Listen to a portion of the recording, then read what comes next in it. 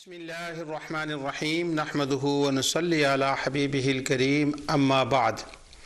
فاعوذ باللہ من الشیطان الرجیم بسم اللہ الرحمن الرحیم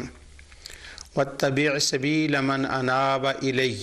آمنت باللہ صدق اللہ العظیم۔ ناظرین، پروگرام ازالہ شبہات میں اللہ تعالیٰ کی رحمت، اس کی عنایت اور اس کے فضل سے آپ کے سامنے حاضر ہوں۔ جیسا کہ ازالہ شبہات کے ناظرین جانتے ہیں کہ اس وقت میں جس ٹاپک پر گفتگو کر رہا ہوں اس کا نام ہے بدعہ۔ اللہ تعالیٰ کی رحمت اور اس کی عنایت سے اس پر کافی تفصیلی گفتگو میں نے کی۔ اب تو تقریباً وہ پروگرام میں اس کے آخری پروگراموں کی طرف چل رہا ہوں، کیونکہ کافی طوالت ہوگی اس کے اندر۔ گزشتہ پروگرام میں میں نے بدعہ حسنہ کے اوپر غلاف کعبہ کے حوالے سے کچھ آپ کے سامنے پیش کیا تھا۔ آج میں یہ جو بدعہ ہے اس کو ایک دوسرے اینگل سے، دوسرے اسلوب سے اس مسئلے کو سمجھانا چاہتا ہوں، اور اللہ کے حضور دعا گو ہوں کہ یا رب العالمین اسی طریقے سے، اگر پہلی میں بات کو نہیں سمجھا سکا تو اس طریقے سے لوگوں کے ذہن میں اس بات کو ڈال دے۔ وہ جو طریقہ آج میں شروع کر رہا ہوں، اس میں چند پروگرام میں کروں گا اس کے اوپر، وہ طریقہ یہ ہے کہ اولیاء اللہ جو دنیا میں گزرے ہیں ان میں اولیاء کے سردار حضور غوث اعظم رضی اللہ تعالیٰ عنہ سیدنا شیخ عبد القادر جیلانی رضی اللہ عنہ ایک وہ شخصیت ہیں کہ جن کی ولایت کے اوپر اتفاق ہے امت کا سوائے سبائیوں کے۔ تو آج میں مسئلہ بدعت کو اس انداز سے سمجھانے کی کوشش کرتا ہوں کہ وہ چیزیں جو ہم کرتے ہیں اور جن کو ہمارے شبہ ڈالنے والے دوست اس کو بدعت کہتے ہیں، تو میں یوں عرض کرتا ہوں آج اس اسلوب سے کہ وہ بدعت بھلا کیسے ہو سکتا ہے۔ یہ کام تو اللہ تعالیٰ کے اولیاء نہیں، اولیاء کے سردار کرتے رہے۔ تو مثلا نصف شعبان کی رات کو عبادت کرنا، ہمارے دوست کہتے ہیں یہ بدعت ہے، پر حضور سیدنا غوث اعظم رضی اللہ تعالیٰ عنہ نے اپنی کتاب غنیۃ الطالبین کے اندر اس کے اوپر پورا چیپٹر لکھا۔ اب جب میں یہ پروگرام کروں گا تو میرے سامنے کئی مسئلے ہیں غنیۃ الطالبین کے حوالے سے، تو انشاءاللہ میں اس پر بھی گفتگو کلام کروں گا۔ اور اب میں جو شروع کر رہا ہوں آج کا مسئلہ وہ یہ ہے کہ ہمارے اعمال حسنہ جو ہم کرتے ہیں یہ وہ اعمال ہیں جو ولیوں کے سردار کرتے تھے، اور یہ غنیۃ الطالبین میں لکھے ہوئے ہیں۔ اب اس سے پہلے کہ میں غنیۃ الطالبین سے کچھ عرض کروں کہ وہ کون سے اعمال ہیں، وہ تو کئی پروگراموں میں اس کے اوپر کام انشاءاللہ میں بیان کروں گا، لیکن اس کی ابتدا میں یہاں سے کر رہا ہوں کہ حضور سیدنا غوث اعظم رضی اللہ تعالی عنہ ولی اللہ ہیں، اور ان کی ولایت کے اوپر اجماع ہے۔ تو ان کے احوال جو ہیں ان کو محدثین نے ذکر کیا، تو اس حوالے سے میں سب سے پہلے آپ کے سامنے شروع کر رہا ہوں حضرت غوث اعظم رضی اللہ تعالیٰ عنہ کا تذکرہ۔ تو دو باتیں میں پہلے کروں گا، ایک آپ کی ولایت اور دوسرا آپ کی کتاب غنیہ کے بارے میں، کہ جن احباب کو میں مخاطب ہوں جو ہمارے شبہ ڈالنے والے ہیں، ان کے نزدیک غنیہ کتاب حضور سیدنا شیخ عبد القادر جیلانی کی ہے، اور ان کے نزدیک بھی حضرت غوث اعظم رضی اللہ تعالیٰ عنہ اولیاء کے سردار ہیں۔ تو اس میں بڑی تفصیل ہے، یہ تو بہت طویل پروگرام ہے جو میں نے یہ کیا ہے، لیکن میں اس سے کٹ کر کے کچھ پیسز جو ہیں جو میرے متعلقہ ہیں بس انہی پر میں سٹے کروں گا، ورنہ تو میرے خیال میں یہ 40-50 پروگرام ہو جائیں اس کے اوپر جو میرے سامنے مواد آیا ہے۔ اب میں شروع کرتا ہوں اس کے اوپر وہ جو اہم باتیں ہیں۔ سب سے پہلے جس کا میں حوالہ دے رہا ہوں وہ ہے علامہ ابن الجوزی، عظیم محدث، عظیم مورخ، عظیم مفسر۔ ان کا حوالہ دینے کی خاص وجہ ہے کہ میں ان کے نام سے شروع کر رہا ہوں، اور وہ سبب اور وجہ آگے جا کر میں بیان کروں گا جب میں وہ اس باب پر آؤں گا کہ شیخ شتنوفی رحمۃ اللہ علیہ کی کتاب جو بہجت الاسرار ہے اس کا مقام و مرتبہ کیا ہے، اور حضور سیدنا غوث اعظم رضی اللہ تعالیٰ عنہ پر کیا کوئی اعتراض انہوں نے کیے ہیں علامہ ابن الجوزی نے یا نہیں، وہ وہاں بحث آئے گی۔ آج میں یہ شروع کر رہا ہوں، ان کی تاریخ ہے علامہ ابن الجوزی کی، المنتظم اس کا نام ہے، تاریخ الامم والملوک ہے، تاریخ ابن الجوزی ہے، کسی نام سے بھی اس کو یاد کر لیں۔ وہ علامہ ابن الجوزی کہتے ہیں کہ عبد القادر ابو صالح ابو محمد الجیلی، ان کا یہاں سے وہ تعارف شروع کرتے ہیں، پھر وہ فرماتے ہیں کہ وہ کب پیدا ہوئے، ولد سنۃ 70 و 400 ودخل بغداد۔ اس کے بعد وہ آگے ان کے اساتذہ کا ذکر کرتے ہیں کہ ان کے اساتذہ محدثین سب سے انہوں نے ذکر کیا، یہ ابن الجوزی نے بھی کیا، ذہبی نے بھی کیا، ابن رجب نے بھی کیا، ابن جرسقلانی نے بھی کیا، اور شذرات الزہم ابن عماد حنبلی نے بھی کیا۔ ان کے حوالے بھی میں آگے پڑھوں گا، لیکن میں شروع کر رہا ہوں علامہ ابن الجوزی سے۔ اس کا خاص سبب ہے، وہ سبب آج میں بیان کرتا۔ وہ کہتے ہیں کہ شیخ عبد القادر جیلانی رضی اللہ تعالیٰ عنہ قد بنا مدرسہ لطیفہ بباب الازج فوضت الى عبد القادر فتكلموا على الناس بلسان الواعظ وظهر له سيب بالزهد وكان له صمت وصمت فضاقت مدرسة بالناس فكان يجلس عند سوار بغداد مستندا الى الرباط ويتوب عنده في المجلس خلق كثير فامرت المدرسة ووسعت وتعصب في ذلك الأوام وأقام في مدرسة يدرس ويعظ إلى أن توفي ليلة السبع الثامن ربيع الآخر ودفن في الليل بمدرسته وقد بلغت 60 سنة۔ یہ پوری عبارت میں نے ابن الجوزی کی کتاب سے پڑھ دی ہے۔ مطلب اس کا یہ ہے کہ وہ کہتے ہیں کہ وہ ایک بہت بڑے عالم تھے، وہ واعظ، انہوں نے لوگوں کو وعظ کیا، بہت بڑے زاہد تھے، لوگ ان کے پاس آتے تھے، مدرسہ تنگ ہو گیا، پھر انہوں نے جو ایک بغداد کا رباط تھی اس کے ساتھ ٹیک لگا کر شروع کیا پڑھانا، اور وہ یتوب عندہ فی المجلس خلق کثیر، ان کے پاس لوگ توبہ کرنے کے لیے آتے، اور جو تائب ہوتے لوگ توبہ کرنے کے لیے آتے وہ بڑی تعداد میں تھی، اور توبہ کا جو کرنے والے لوگ ہیں ان کے بارے میں آگے جا کر میں عرض کروں گا کہ ان میں وہ لوگ بھی تھے کہ جو لوگ غیر مسلموں سے توبہ کر کے اسلام میں داخل ہوتے اور جو گناہوں سے توبہ کرتے تھے۔ ابن الجوزی کے کلام سے میں نے یہ شروع کیا کہ وہ ان کو اولیاء میں ان کا شمار کیا ہے، اور ابن الجوزی اور علامہ حضرت غوث پاک رضی اللہ عنہ کے ایک زمانے میں۔ اب اس کے بعد میں دوسرا حوالہ آپ کے سامنے عرض کرتا ہوں، یہ حافظ ابن تیمیہ کا ہے، اور حافظ ابن تیمیہ نے حضرت غوث پاک رضی اللہ تعالی عنہ کو ان کے بارے میں یہ لکھا ہے کہ یہ بہت بڑے ولی اللہ تھے۔ شرح یہ کتاب علم السلوک کے اندر بہت بیان کیا ہے، اور ان کی کتاب فتوح الغیب کا انہوں نے شرح بھی لکھی علامہ ابن تیمیہ نے۔ تو اس پر وہ کہتے ہیں کہ ایک سر میں آپ کو ہلکا سا ان کا دیتا ہوں، یہ بہت کلام ہے۔ وہ کہتے ہیں کہ والشیخ عبد القادر جیلانی ونحوہ من اعظم مشائخ زمانہم امر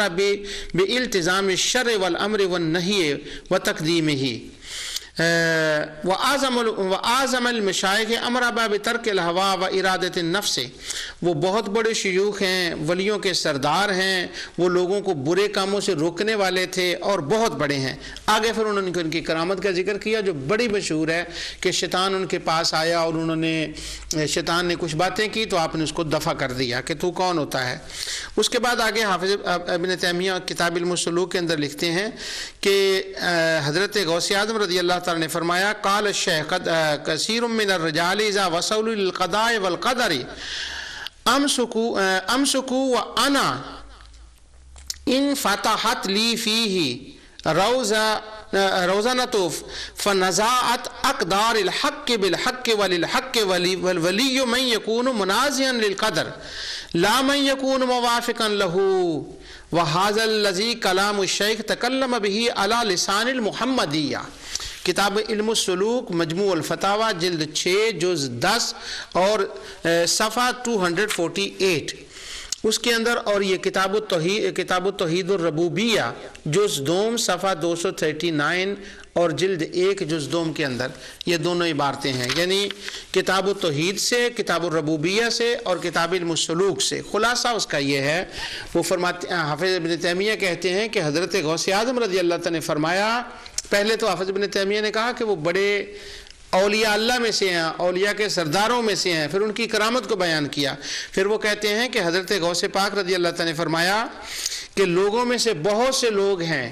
جب وہ تقدیر کے دروازے میں داخل ہوتے ہیں تو ٹھہر جاتے ہیں، لیکن میں نے اپنے لیے راستہ نکالا اور میں نے کیا کیا، فنازعت، میں تقدیر سے لڑا، اور مرد کامل وہی ہوتا ہے جو تقدیر سے لڑے، تقدیر سے سمجھوتا نہ کرے بلکہ تقدیر سے لڑے۔ اور اس کی پھر آگے انہوں نے مثالیں دی ہیں کہ اس کا معنی کیا ہے۔ تو حافظ ابن تیمیہ، اور ولی وہی ہوتا ہے، مرد وہی ہوتا ہے کہ جو تقدیر سے لڑ جائے۔ اللہ اکبر، اتنی بڑی بات۔ تو حافظ ابن تیمیہ کے نزدیک وہ مشائخ میں سے ہیں اور اعظم المشائخ ہیں، تو ولی اللہ ہیں۔ اور ابن الجوزی کا میں نے حوالہ پڑھ دیا۔ اب میں دوسرا حافظ ابن تیمیہ کی ایک اور کتاب ہے الاستقامہ، اس کا ڈاکٹر محمد رشاد سالم نے اس کی تحقیق کی ہے اور اس کو طبع کیا ہے شیخ عبدالعزیز بن عبداللہ الموسیٰ نے، اور یہ مدینہ منورہ سے طبع ہوئی ہے۔ اس کے اندر یہ ہے کہ وہ کہتے ہیں کہ حافظ ابن تیمیہ لکھتے ہیں کہ کما ذکر الشیخ یحییٰ بن یوسف السری، وہ جو شاعر تھے، انہوں نے کہا کہ انہ سأل قطب العارفین ابا محمد عبد القادر عبد الجیلی فقال یا سیدی هل کان للہ ولی علی غیر اعتقاد احمد بن حنبل فقال ما کان ولا یکون۔ انہوں نے پوچھا، حافظ ابن تیمیہ کہتے ہیں کہ شیخ ادریس جو ایک بہت بڑے شاعر ہیں، انہوں نے قطب العارفین، اب لوگ کہتے ہیں کہ قطبوں کا تو وجود ہی نہیں ہوتا، جو قطبوں کو مانے وہ تو بدعتی ہے، وہ تو جہنمی ہے، اس سے سلام نہ لو۔ اور حافظ ابن تیمیہ حضرت غوث اعظم رضی اللہ تعالیٰ عنہ کو قطب العارفین لکھ رہے ہیں کہ ان سے سوال کیا گیا کہ جو کام امام احمد بن حنبل کے عقیدے میں ہیں، اگر وہ بندہ کوئی ان کا منکر ہو تو کیا وہ ولی ہو سکتا ہے؟ تو انہوں نے جواب دیا کہ شیخ ادریس نے جواب دیا کہ نہیں، نہ کوئی پہلے ہوا ہے نہ بعد میں ہوگا۔ اور امام احمد بن حنبل کے عقائد کیا تھے، یہ میں آپ کو پچھلے پروگراموں میں پڑھ کر سنا آیا ہوں کہ قرات اس کے اوپر نبی کریم صلی اللہ علیہ وسلم کی جعلی مباریوں کو ہاتھ لگانا، ختم قرآن کرنا، قرات القبور کرنا، اور یہ سارے ہاتھوں کو چومنا، احترام کے، یہ سارے حوالے میں پیچھے پڑھ آیا ہوں۔ تو معنی یہ نکلا کہ ولی وہ ہوتا ہے جو امام احمد بن حنبل کے عقیدے کے مطابق ہو۔ اب حافظ ابن تیمیہ کا ایک اور حوالہ میں پڑھتا ہوں آپ کے سامنے کہ انہوں نے کیا شیخ حضور غوث پاک رضی اللہ عنہ کے بارے میں کہا۔ یہ تو بڑا طویل وقت چاہیے، مجموع الفتاویٰ کے کتنے پیجز اور پیجز، علم السلوک اور کتاب السلوک کے اندر حضور غوث پاک رضی اللہ عنہ کے بارے میں کیا کیا حافظ ابن تیمیہ نے لکھا۔ ایک اور اس کا میں بتاتا ہوں، یہ میں پڑھ رہا ہوں حافظ ابن رجب کی کتاب ذیل جو انہوں نے طبقات الحنابلہ کا لکھا ہے اس سے۔ تو شیخ عبد القادر حضور غوث پاک رضی اللہ تعالیٰ عنہ کے ترجمے میں وہ کہتے ہیں کہ قال الشیخ تقی الدین ابو العباس ابن تیمیہ، کہتے ہیں کہ حدثنی الشیخ عز الدین احمد بن ابراہیم الفاروقی انہ سمع الشیخ شہاب الدین عمر بن محمد السہروردی صاحب العوارف قال كنت قد عزمت على ان اقرا شيئا من العلم الكلام۔ وہ کہتے ہیں کہ شیخ شہاب الدین سہروردی کہتے ہیں کہ یہ میرے اوائل دور کی بات ہے کہ میں نے یہ سوچا کہ میں علم کلام پڑھوں یا نہ پڑھوں، وانا متردد، میں اس میں متردد تھا، سوچ و بچار کر رہا تھا۔ تو پھر کیا ہوا کہ فذهبت مع خالی ابی النجیب، میں اپنے ماموں ابو نجیب جو بہت بڑے ولی اللہ ہیں ان کے ساتھ میں حاضر ہوا حضور سیدنا غوث اعظم کی بارگاہ میں. انہوں نے غوث اعظم نہیں لکھا, انہوں نے لکھا ہے وَكَانَ يُصَلِّي بِجَنبِ شیخ عبد القادر. تو شیخ عبد القادر کے پاس میں اپنے ماموں کے پاس حاضر ہوا, وہ نماز پڑھ رہے تھے, ان کی جا کے کھڑے ہو بیٹھ گئے. قال, جب انہوں نے نماز کو فَالْتَفَتَ شیخ عبد القادر وقال علی, جب وہ انہوں نے میں ان کے ایک طرف جا کر بیٹھ گئے, انہوں نے میری طرف توجہ فرمائی اور کہا وقال علی یا عمر ما هو من زاد القبر ما هو من زاد القبر فرجعت عن ذلك. انہوں نے مجھے 3 بار یہ کہا قبر کی کیا تیاری کی ہے, قبر کی کیا تیاری کی ہے, قبر کی کیا تیاری کی ہے. اور آگے جا کر اس سے جو آگے دوسری روایت اس نے حافظ ابن رجب نے لکھی ہے, اس میں ذرا دوسرے لفظ ہیں. وہ کہتے ہیں فحضر عندہ الشیخ عبد القادر مسلما فسألہ امی الدوالی. جب ہم ان کے شیخ عبد القادر جیلانی کے پاس حاضر ہوئے تو میرے جو ماموں تھے انہوں نے میرے لیے دعا کے لیے کہا کہ ان کے لیے دعا کریں, کہ قال وقمت وقبلت یدہ, کہ میں کھڑا ہوا اور میں نے حضور غوث پاک کے ہاتھ چوم لیے. اب وہ میں جو متردد تھا نا کہ میں اس کو پڑھوں یا نہ پڑھوں, تو انہوں نے مجھے پھر وہی جس کا ذکر حافظ ابن تیمیہ نے کیا, کہا قبر کی کیا تیاری کی ہے, قبر کی کیا تیاری کی ہے. تو وہ کہنے لگے میں واپس آتا ہوں. شیخ شہاب الدین کہتے ہیں تو واپس آنے کے بعد میں نے علم کلام کی طرف رجوع کیا, تو ہوا کیا حتی تشوشت علی جمیع احوالی وتقدر وقتی الاف علی فعلمت ان ذلك لمخالفت الشیخ. میں سوچتا تھا کہ میں یہ علم کلام پڑھ لوں, پر میرا یوں ہی وقت ضائع ہونے لگا. بعد میں نے جا کر خیال کیا کہ یہ مسئلہ تو اس لیے میں اس کو پڑھ نہیں سکتا کیونکہ شیخ نے مجھے اس کے پڑھنے سے روکا تھا. تو یہ حافظ ابن تیمیہ کا بیان حافظ ابن رجب کہہ رہے ہیں. اور اس کے بعد وہ کہتے ہیں کہ قال الشیخ تقی الدین ورأیت هذه الحکایۃ معلقۃ بخط الشیخ موفق الدین ابن قدامہ المقدسی رحمہ اللہ. شیخ ابن تیمیہ کہتے ہیں یہ جو میں تم کو بتا رہا ہوں نا کہ شیخ دلوں کے حال جانتے تھے کہ بندے کے پوچھنے سے پہلے وہ اس کے سوال کے جواب دے دیتے تھے, یہ میں اپنی طرف سے نہیں کہہ رہا, یہ میں موفق الدین ابن قدامہ جو ہیں ان کی کتاب ان کے ہاتھ کا لکھا ہوا خود میں نے اپنی آنکھوں سے پڑھا ہے. ابھی تک میں نے جو بیان کیا ہے کہیں بات دور نہ نکل جائے, میں عرض یہ کر رہا ہوں کہ حضور سیدنا غوث اعظم رضی اللہ تعالیٰ کی ولایت پر اتفاق ہے. ابن الجوزی ان کو ولی اللہ مانتے ہیں اور ان کے ہاتھ پر لاکھوں لوگوں کی توبہ کا بیان کر رہے ہیں اور ان کو ایک زاہد ولی اللہ مان رہے ہیں. حافظ ابن تیمیہ ان کی کرامات لکھ رہے ہیں. تو جب یہ سارے احباب ان کی کرامات لکھ رہے ہیں تو اب جو کچھ ان کی کتاب گنیا کے اندر لکھا ہے کہ یہ کام کیا کرو, وہ کام کیا ہے یہ ابھی میں آپ کو بتاتا ہوں. تو اگر یہ اعظم المشائخ ہیں, ولی اللہ ہیں, تو جو وہ کام کرتے تھے پہلا وہ مشرک اور بدعتی ان کاموں کا سر انجام دے سکتا ہے. اب اس سے پہلے کہ میں غنیت الطالبین کی کچھ حوالہ جات آپ کے سامنے پڑھوں, یہاں پر میں آپ کو یہ بات بتا دوں کہ غنیت الطالبین کے بارے میں حافظ ابن تیمیہ کی کیا رائے ہے. کیا مثلا یہ کہ میں کہہ دوں کہ یہ دیکھتے غنیت الطالبین میں لکھا ہے کہ شب برات منانی چاہیے, جاگنا چاہیے, رات کو نوافل پڑھنے چاہیے, تو کوئی بندہ کہہ دو گنیا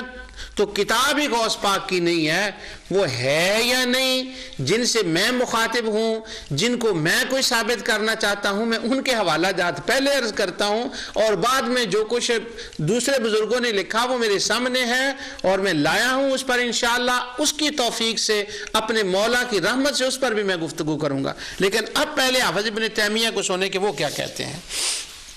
وہ کہتے ہیں ایک مسئلہ تھا حافظ ابن تیمیہ کے زمانے میں, بڑا مارکۃ الآراء مسئلہ تھا, اس سے پہلے وہ مسئلہ چلا آ رہا تھا. تو اس کو کہتے ہیں مستوی علی العرش, بلا کیف یہ کیا ہے. وہ اشاعرہ کا, حنابلہ کا, معتزلہ کا ایک مسئلہ تھا کہ اللہ تعالیٰ کی صفات کو کہ وہ عرش پر ہے بلا کیف ماننا چاہیے یا کس طرح, یہ ایک مسئلہ تھا. تو حافظ ابن تیمیہ اس مسئلے پر تھے کہ اللہ تعالیٰ عرش پر موجود ہے, وہ بیٹھا ہوا ہے اور ہم اس کی کیفیت کو نہیں جانتے, وہ اس کے بارے میں تھے اور لوگ ان کی مخالفت کرتے تھے جو ان کے اشاعرہ ان کے مخالفت تھے. اب وہ مسئلہ جب حافظ ابن تیمیہ نے پیش کیا تو حافظ ابن تیمیہ نے اس کے اوپر اپنے حوالے سے کئی دلائل دیے. مجمل اعتقاد السلف سے میں پڑھ رہا ہوں، مجموعہ الفتاوی سے جلد دوم جز 3 اور صفحہ 125، اس سے میں یہ پڑھ رہا ہوں. وہ کہتے ہیں کہ جب انہوں نے اپنا مسئلہ پیش کیا کہ جو میں کہہ رہا ہوں یہ صحیح ہے، اب وہ مسئلے کی تفصیل میں نہیں جاؤں گا، وہ کوئی مسئلہ تھا، وہ مستوی العرش کا، وہ بڑا پرانا مسئلہ ہے. تو وہ حافظ ابن تیمیہ اس کو صحیح ثابت کرنے کے لیے کہتے ہیں کہ میں تمہیں کہتا ہوں کہ یہ مسئلہ صحیح ہے جو میں کہہ رہا ہوں. تو لوگوں نے پوچھا دلیل کیا ہے؟ حافظ ابن تیمیہ کی دلیل سنیے. وہ کہتے ہیں وقال الشیخ عبد القادر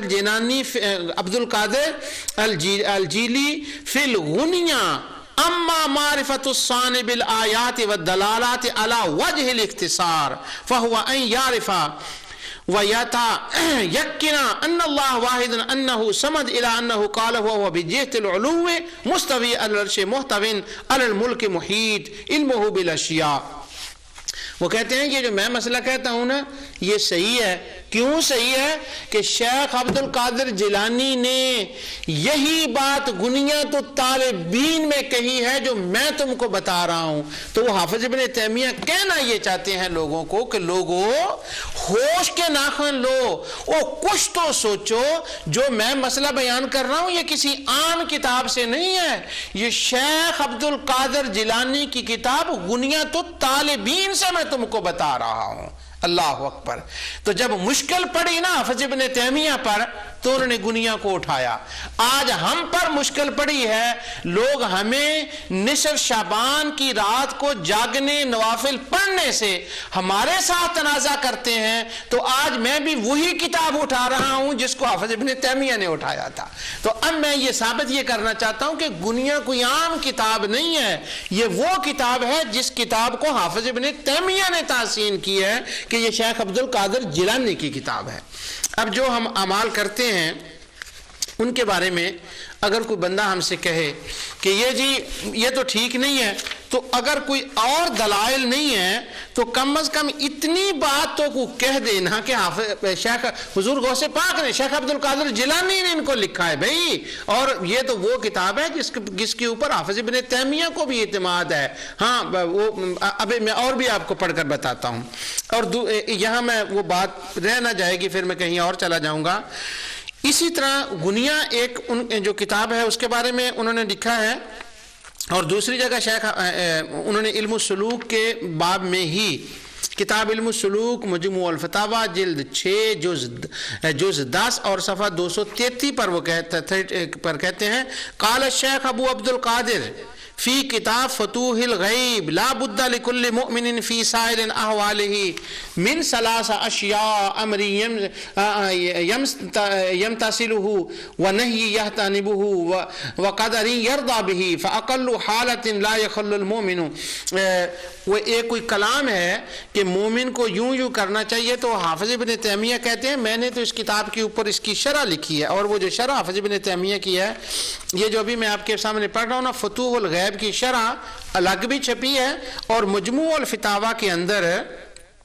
یہ جلد 6 اور جز 10 کے اندر وہ پوری فتوح الغیب جو ہے اس کی شرح فتاوی ابن تیمیہ کے اندر ہے، اور وہ اس کا نام ہے فی شرح کلمات للشیخ ابو محمد عبد القادر فی کتاب فتوح الغیب. تو غنیہ کو بھی وہ مان رہے ہیں، اور وہ شیخ عبد القادر جیلانی کی فتوح الغیب کو بھی حافظ ابن تیمیہ مان رہے ہیں. تو اب وہ جو فتوح الغیب کو حافظ ابن تیمیہ جس کو مانتے ہیں نا،